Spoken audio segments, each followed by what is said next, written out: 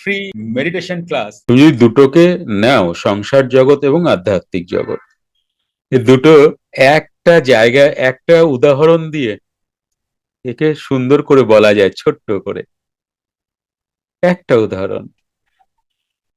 সেটা হচ্ছে এই সংসার জগতই বলো আর আধ্যাত্মিক জগতের উন্নতি বলো আর সংসার জগতের উন্নতি বলো, এক কথায় এটি একটি সাপ লুডু খেলা।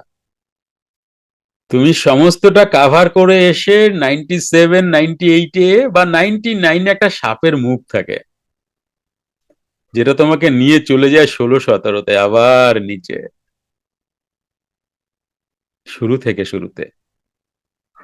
জাস্ট সাপ লুডু। তুমি ভাবলা এই তো 100 এক ঘর কিংবা 2 ঘর পরে, আর চিন্তা কোথায়? জাস্ট সাপ লুডু। যদি একটু টালমাটাল একটা দান, মানে কি বলে, দান বলে তো, মানে হ্যাঁ দানই তো বলে, গুটির দান, যদি একটা তোমার মানে পুট পড়ে গেল তাহলেই সাপের মাথা। বা তুমি 2-এর জায়গায় আছো, 2 পড়লেই সাপের মাথায়, 3 পড়লে 100-তে যাবে। 2 পড়ার চান্স খুব বেশি থাকে, যারা লুডো খেলেছো তারা জানো। 2 বা পুটে যদি থাকছো, ওইটা পুট বা 2 যেন না পড়ে, হে ভগবান, সেই সময় তোমার যেই যেই ভগবান আছে সব ডেকে কাছে নিয়ে আসো, এইটুকু উতরাইয়া দাও। কিন্তু তুমি পুটেই পড়ছো, পুটি পড়ছে আর তুমি সেই সাপের মুখেই যাচ্ছ। আবার 27 না 17-তে, আমার অত খেয়াল নেই। জাস্ট আধ্যাত্মিক জীবন বা সংসার জীবনের সাকসেস কিন্তু এরকম, পথে পথে সাপের মুখ, পথে পথে। কখনো কখনো একটা মই আছে এত বড়, তুমি উঠে গিয়ে ভাবলা আহা আহা, কি শর্টকাট হয়ে গেল। সামনেই 2-3টে এমন সাপের মুখ আছে না, একদম নিচে নেমে নামিয়ে দেবে, জাস্ট লাইক এ সাপ লুডো। তাই কবির দাস জি বলছেন, ইস রাস্তে মে বিচ মুসাফির আকসার মারা যাতে হ্যাঁ। কবির দাস জি বলছেন, ইস রাস্তে মে বিচ মুসাফির আকসার মারা যাতে হ্যাঁ।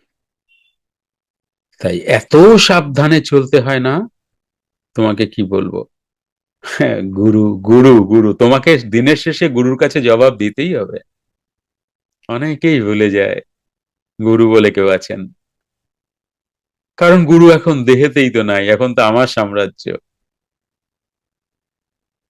আর অনেকেই এইভাবে ইস রাস্তে মে বিচ মুসাফির আকসার মারা যাতে হ্যাঁ, এটা তাদের জীবন দিয়ে মিলিয়ে নিল। না, তুমি তাদেরকে ক্রিয়া উন্নতির জন্য সাপোর্ট করতে পারো,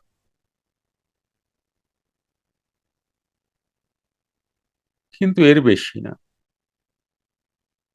যদি তোমার ঘরানা হচ্ছে, কারণ লাহিড়ী বাবা থেকে অনেক পুরুষ চলে গেছেন, অনেক ভাবে চলে গেছেন।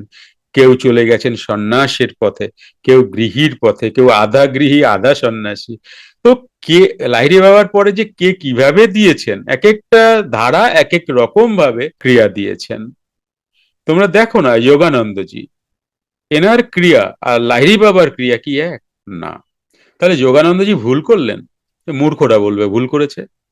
না, যোগানন্দজির দায়িত্ব হচ্ছে পাশ্চাত্য দেশকে জানানো।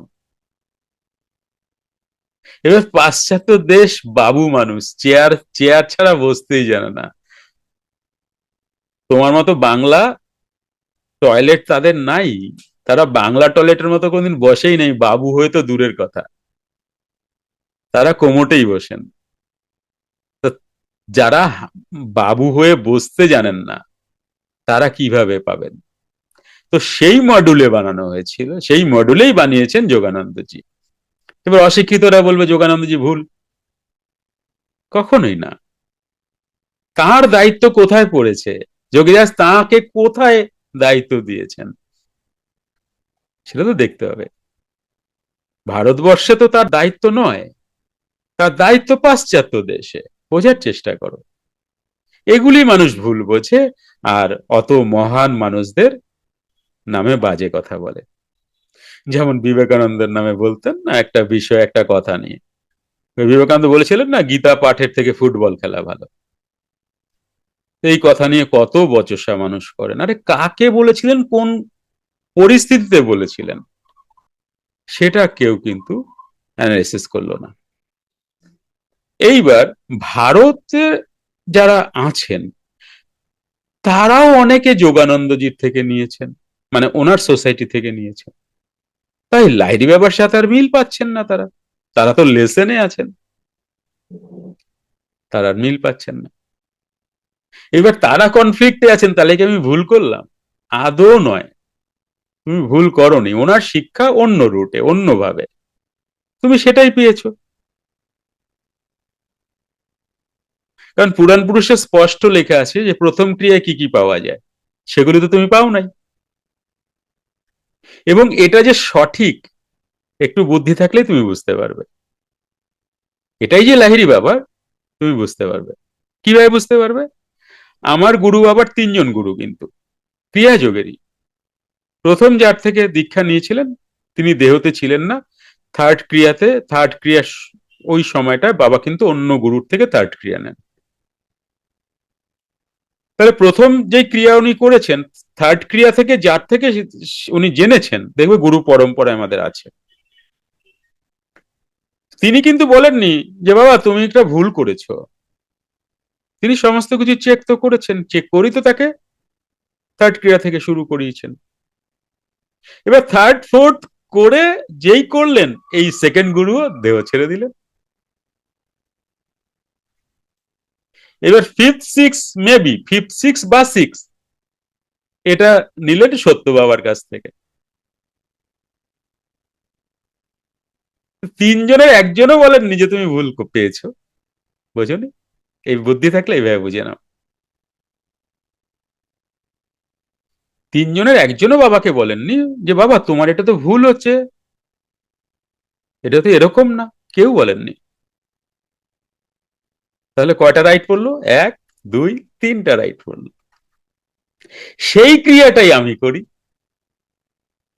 কারণ আমার বাবা বললেন আমার যোগীরাজ যা দিয়েছেন আমি তোমাদেরকে তাই দিয়েছি, আমি কখনো কৃপণতা করিনি, মানে কিছু বাদ দিয়ে কিছু এই করে, সেটা আমি করিনি। হয়ে যাচ্ছে।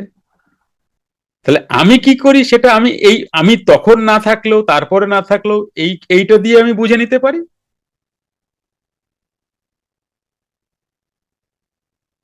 তারপরে তো ক্রিয়া করেই বুঝে নিতে পারি, এটা তো আমার হাতেই আছে, তাই না?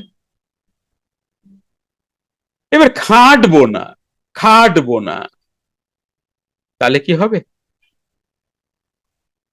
খাটবো না, খাটতে তো হবেই, যথেষ্ট খাটনি আছে। বলো, ছাড়ো এসব কথা, অন্য কথায় আসে। বল, আর কারো কোনো জিজ্ঞাসা? কারণ তোমরা পুরাণ পুরুষেই পেয়েছো। যোগানন্দজির বাবা, মনে আছে তো? যোগানন্দজি বাবা কে, তার বস, তিনি চাকরি করতেন, তার বস ছুটি দেবেন না। উনি বলেছিলেন যে আমি একটু গুরুর সাথে দেখা করতে যাব, বলছে এসব না করে কাজে মন দাও। মনে পড়ছে? সাম ঘোষ টাইটেল ছিল, আমার নামটা ঠিক ভালো মনে নেই। আর ওনার নাম তো ছিল, যোগানন্দজির নাম ছিল তো মুকুন্দ লাল ঘোষ। ওনার বাবার নামটা ঠিক আমার খেয়াল পড়ছে না এখনই। তো মন খারাপ নিয়ে অফিস থেকে বেরিয়ে, তখন তো হেঁটে হেঁটেই যেতে হতো, তো বাড়ির দিকে যাচ্ছেন, তখন তার যে বস,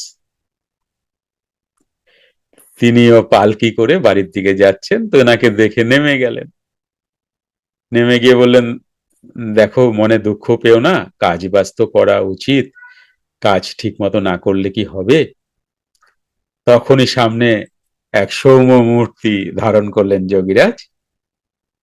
যোগীরাজ বললেন যে ধর্মপথে কাউকে বাধা দেওয়াটা উচিত নয়, বলে অন্তর্ধান হলেন। মনে পড়ছে না?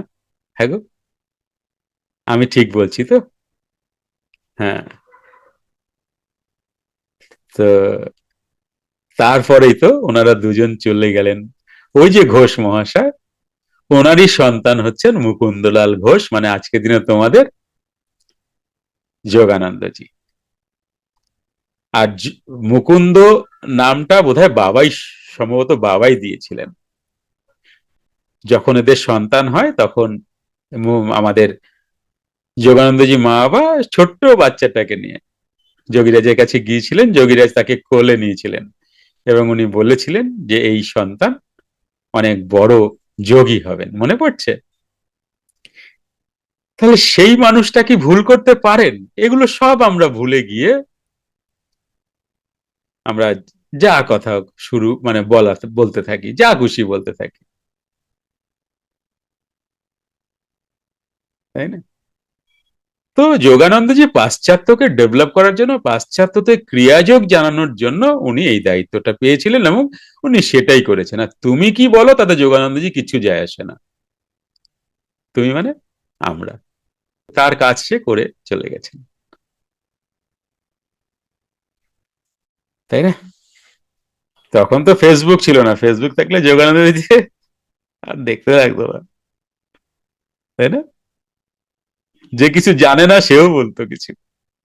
যুক্ত ক্রিয়াযোগ, সুষুম্না অন্তর্মুখী প্রাণায়াম, সম্ভাবী মহামুদ্রা, কপালভাতি শিখতে চাইছেন? প্রতি সপ্তাহে মঙ্গল, বুধ ও বৃহস্পতিবার রাত 8টা থেকে 9টা অবধি জুম অনলাইনে নিজের বাড়ি বসেই শিখতে পারবেন। যোগাযোগ জ্ঞানী গুরু কমিউনিটি। Phone number 9903680146।